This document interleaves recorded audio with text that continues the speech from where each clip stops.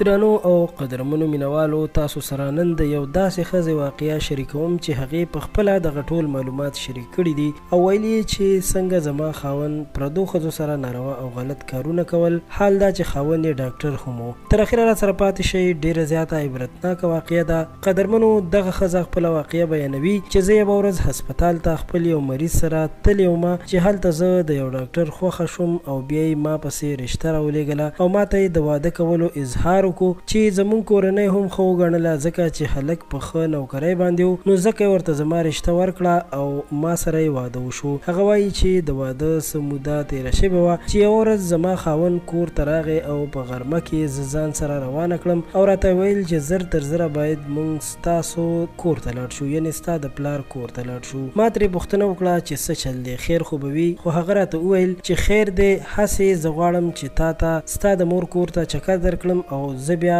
بل چېرته روان یم، نو هسې نه چې زه لاړ شم نو ته به په کور کې یوازې د دې وجې نه غواړم چې ته د مور کره لاړه شي. کله مې چې زه مور کره ورسېدم خاوند مې هم را سره و. خاوند مې بالکل هلته کېنناستو، نه یې چې شربت وکړو بلکې زر یې زما نه خدای پاماني واخیسته او بیرته د خپل کار او هسپتال په لورې را روان شو. څو ورځې پس معلومه شوه چې زما خاوند ته ټي بي لګېدلې ده. کله چې هغه خپل ټسټونه وکړل او معلومات وشول نو دغه خبره رښتیا هم وه، خو خاوند مې چې یو ډاکټر هم و او هغه بیا خپل احساسات کنټرول نه کړی شو. نو اخر یې ما ته وویل چې په کومه ورځ باندې ما ته مور کره بوتلې وي په هغه ورځ باندې ما دغسې یو جینۍ خپل کور ته راوستې وه، خو هغې سره مې چې کله ناروا عمل کولو نو د ناروا عمل کولو نه وروسته یې ما ته وویل چې په ما کې ټي بي ده. نو د هغې نه وروسته دغه مرض ما ته هم ولګېدو چې اخر دغه مرض دومره مرګونی شو چې دغه ډاکټر یې په کټ باندې سملولو او بیا به یې ښځې مزدوري کوله، یعنې په بازار کې به یې خیر خیرات راغونډولو او د خپل خاوند کفالت به یې کولو او